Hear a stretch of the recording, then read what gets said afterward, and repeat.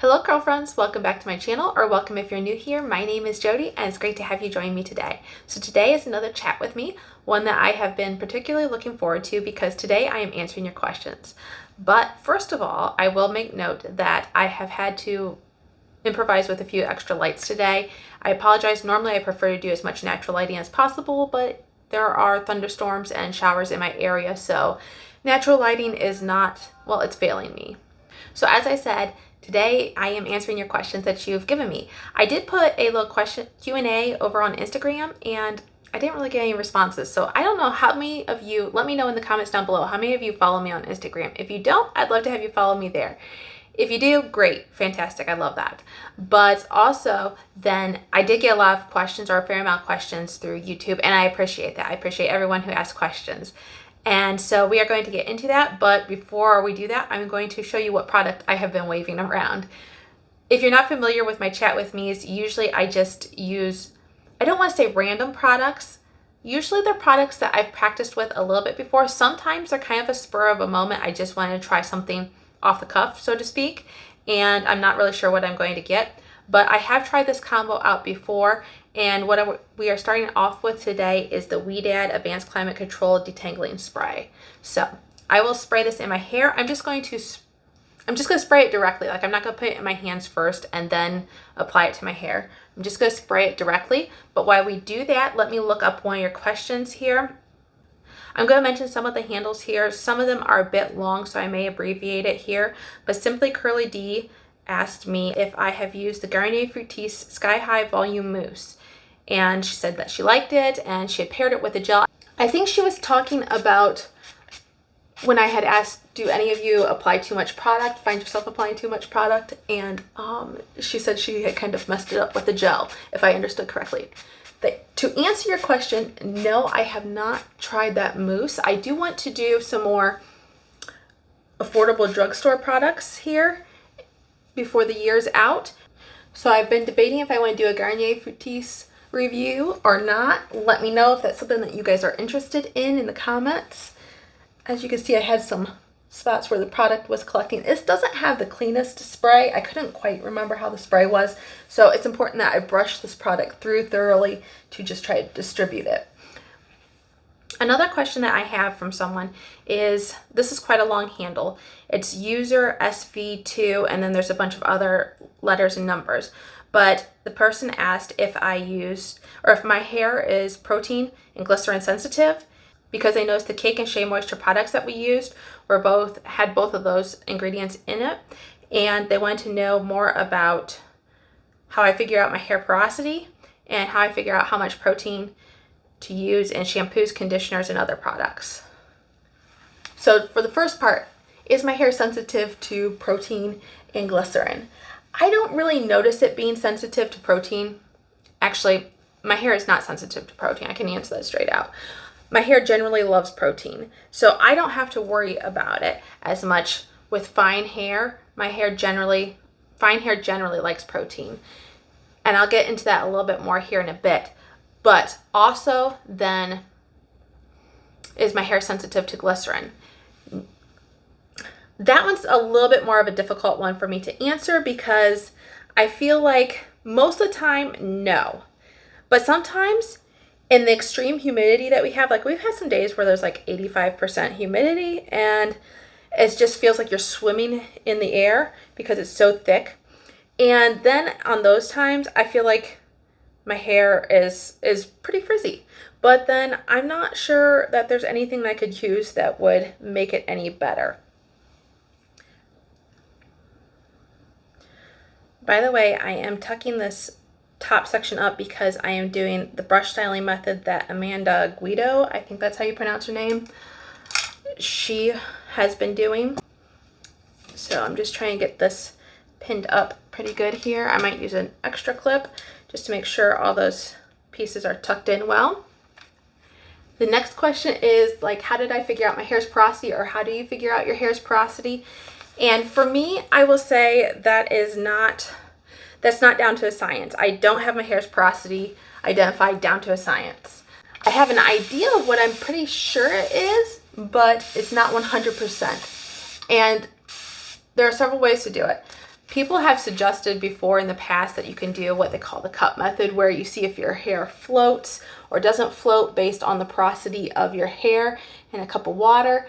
For that though, you have to do it with naked hair, hair with no product in it, and I don't think that's very accurate. I've heard that it's not very accurate. The best way I have determined my hair's porosity is based on a couple factors. One, my hair is fine. Finer hair tends to have a little bit more of a compromised cuticle because it's just, there's less layer there, and therefore it lays a little bit more exposed. Also, I tend to base it off of how my hair dries naturally. So there are times where I just let my hair air dry just because, for whatever reason. And usually actually it's a wash now, style later. And I see how fast my hair air dries. It dries pretty fast, I will say. There are certain areas, like predominantly right in the back of my hair right here. It tends to hang wet a little bit longer. That's usually my spot that stays damp the longest. But otherwise, my hair dries pretty darn fast. And then I will also say that I am always wetting my hair here when I go to style, because I want to make sure my hair is soaking wet. I just feel like it dries out pretty fast if I don't keep a water bottle by my side. So those all give me indications that my hair is a little bit higher porosity, but I wouldn't quite say it's high porosity necessarily, because I don't chemically treat my hair. And I just gave myself a knot there. I have never chemically treated my hair. So I do use heat on my hair, never high heat. And there is some mechanical damage, I'm sure, from like this brush styling. So it's an estimation, it's a guesstimation, whatever you want to call it. But I believe my hair is medium high porosity. Then also you can actually have it tested. I think you could take samples of your hair from different locations and you can have it scientifically tested by some companies. I know Swavy Curly Courtney has done this, and maybe a few others, maybe Gina Marie, and they've talked about it on their channels. I have not done that. I'm not really looking to do that just because I'd rather spend my money elsewhere. I feel like I have a good enough idea with how my hair works to not need to do that type of test, if that makes any sense.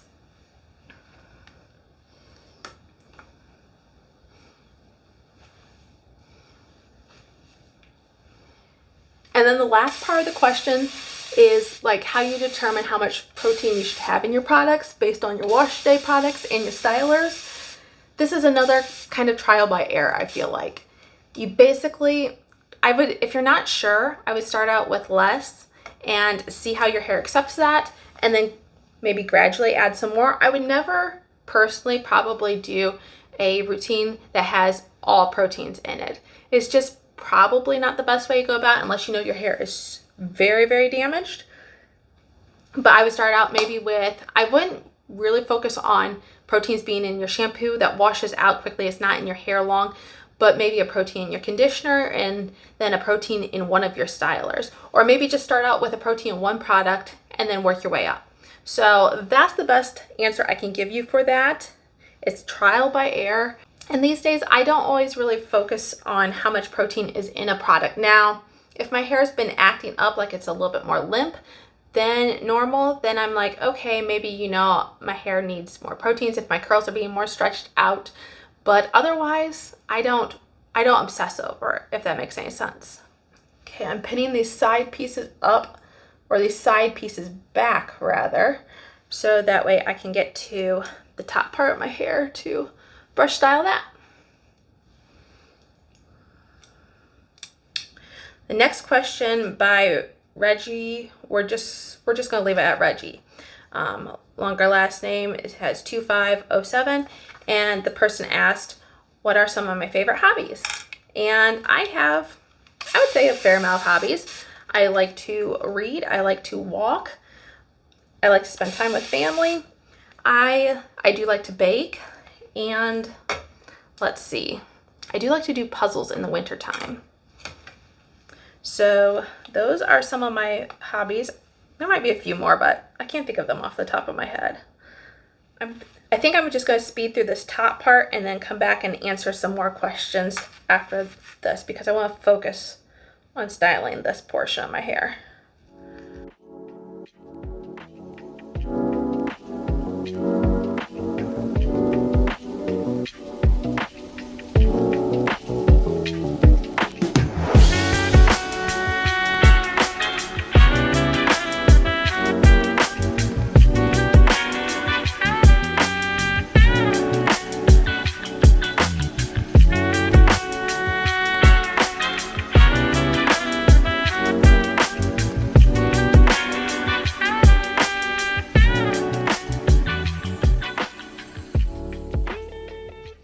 The last product I will be going in with is the Curlsmith In Shower Style Fixer. So I have had this small travel size container forever and I feel like it's lasting forever, but this is definitely a thicker gel. And so it's been a while since I've used it, but I'm pretty sure I'm going in with about that amount. Let me rub it between my hands. Okay, I think we're gonna be good to just glaze it over my hair, but sometimes I want to add water with it. Maybe I'll do that later when I'm scrunching upside down. The last person who asked me questions was Anna Newsome 4253, and she asked a couple questions. She says, have you ever used henna in your hair? And the answer to that is no. But I will say very recently I was looking at a product that had henna in it and I was like, but should I? And you know what? I kind of think I might have ordered it. I'm not 100% sure. I kind of forget a little bit. I'll have to check my order here because the product hasn't come in. It's from Soultanicals and it's a clay mask. Yeah, I kind of think I ordered it. So I'll have to let you know how that goes. I have not enjoyed clay masks in the past, so you might be wondering why I would have ordered that. I think I've talked a time or two how I haven't enjoyed clay masks, but I've tried that pumpkin and kaolin clay mask from Soultanicals a little bit more. I've had more experience with it and I feel like it's turning a corner on me. So I bought a few more from Soultanicals to try them out. Next, Anna asks what my favorite high-end curl cream or gels are because they're looking to invest in those. And so I would have to say, I had to think about this for a little bit as far as the curl cream. And I think it would probably be, my favorite high-end one would be the AG Recoil, or the Luss All-in-One Styler. Those two are both very good curl creams and they can almost be used by themselves, I feel like. Definitely the All-in-One. I'm not 100% sure about the Recoil one. And then as far as the gel goes, the only one that really came to mind to me is the Weedad Advanced Climate Control, the Stronger Hold one. And I really like that gel. I think it's good any time of the year. It doesn't have to be in the high heat and humidity as it claims, but that's just a really good gel.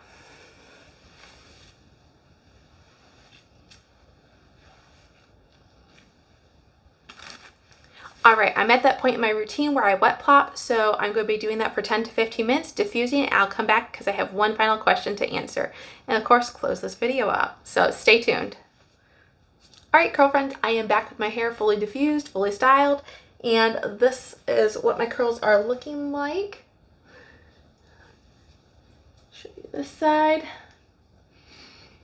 And I will say, for that detangler that I sprayed in my hair, I would recommend actually spraying that one in your hands. Actually, what's best to do is to try it out if you don't remember how the product works or if it's new to you, just try spritzing some of it on your hands, see how the spray works. I definitely do have leave-in conditioners or sprays like that I can just spray right on my hair. I'm thinking of like my Aussie spray. It has a great mist, and there's a couple others, but there are some, and I think this Weedad one, this detangler, is one of those that I should have just sprayed on my hair because, like I said, there was a chunk that I could clearly see on my hair that I needed to brush style in better. And it worked out. Like I don't see any bad effects of it, but I just think that would be better overall if you do try this product to spray it in your hand and then apply to your hair. Now for this In Shower Style Fixer, I actually chose this combo because of summertime, because of the heat and humidity and the frizz control. Now, I don't remember a lot of the ingredients on this leave-in conditioner, But I know this gel does have a glycerin. So it kind of circles back to one of the questions earlier from one of you guys that had asked if my hair was sensitive to glycerin. And I had said, you know, sometimes in the extreme heat and humidity, I don't notice that anything necessarily works that great or works perfectly. But I will say that this has polyquaternium 69. And anytime I see a polyquat, especially 69, seems to really help counteract the effects of the glycerin as far as how it plays with humidity. So those film forming polyquats are beneficial, I found. Now some of them can build up on your hair a little bit more, so it's important to cleanse your hair good with a good cleansing shampoo, not just a co-wash or something like that. Even low poos maybe might not always do the trick, but I clarify my hair plenty frequently enough, so I'm not worried about that. But anyways, this is what my hair looks like. Let me show you the back here. I'm just trying to get that center part out a little bit here.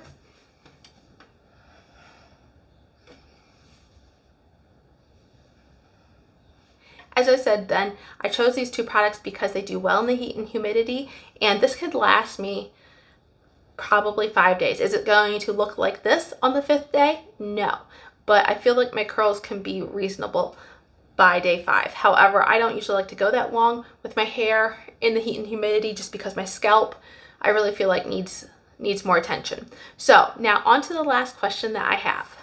This question once again is from Ann Newsom, the 4253, and this person asked what products I use to help my strands become thicker. They have very thin and fine hair also. I've mentioned my hair is very fine, and my hair isn't thin, I would say. There's a difference between your hair's texture and the density that you have on your hair. So fine describes the texture of your hair, how each individual strand is. And it's gonna be tough to get an individual strand here. Okay, I have an individual strand here. I don't know if you can see that on camera, but it's fine. I do have some more medium texture in certain areas, I think. And even some of my grays that are coming in, I have found that are more coarse. But anyways, most of my hair, the majority of my hair is fine. Now, the density of my hair is not thin. Thin would describe the density of your hair. You can have thin, you can have medium, and you can have thick. That's the density. And I would say I have medium. It's definitely not thick, I don't think. But if you pull up into a ponytail, you can get, they have different dimensions of your ponytail, and I don't remember them off the top of my head, but I think it's like 2 inches or less is considered thin hair for a ponytail, and then 3 to 4 inches is considered medium, and 4 or thicker for your ponytail circumference is considered high density hair. So just to recap, your density of your hair is labeled thin, medium, and dense, and or thick. And then for your hair's texture, you can have fine, medium, or coarse. Now for the texture of your hair, there's really not much you can do to make it, to change it from a fine texture to a medium or a coarse texture. There's just, it's in your genetics, or it's in the health of your hair. So you have mentioned before, I'm pretty sure it's you've mentioned before that you've recently transitioned. So as your hair gets healthier, you may find that your hair is no longer as thinned out, the density may become thicker. And so I've heard that happen to a lot of curlies. And then also there are things that I have used in the past. Curlsmith has 2 serums or oils. One's I think considered a serum. I'm not sure what the other one's considered. And I'm not gonna get the names exactly correct, so I'll pop up a picture somewhere here on the screen, but it's like a density elixir, and I don't remember the name of the other. One you apply during the day, one you apply at night, and you massage them into your scalp. They do not leave your hair greasy or oily feeling at all, because I do have that issues with some oils. So with those, I found that they did help my length, I think, looking back at it, because after I stopped using those and I cut my hair, it just felt like my hair has taken a long time to grow out. But I do notice that they helped with the density, especially in these more fine, fragile areas that I have right along the sides here. I do feel like they have helped with my density. Now, since I have stopped using those though, I have regularly been doing scalp massages, and I do think that helps with my hair. the density of my hair. It just helps with the blood flow to your scalp. And so I regularly scalp massage my hair. Usually it's just with the pads of my fingers. Sometimes it's with the oil, sometimes it's not. And then I also have my scalp brush that just helps get the shampoo into all areas of your scalp. It feels great and it gives your scalp a little bit of a massage. The last thing I can recommend to make your hair look a little bit more dense is using some kind of like a texturizer, sea salt, or maybe a hairspray to just make your hair look more voluminous or full than it actually is. So I haven't had the best results with texturizer sprays in the past, but I have really liked my OGX sea salt spray. And then I also do love a good hairspray. I personally prefer the more dry aerosol type hairsprays, but some people prefer the more spritzing, non-alcoholic, non-drying hairsprays. I can't think of a better appropriate title for that. So those are my recommendations if you want to try to improve the look of the density of your hair or improve the density over time.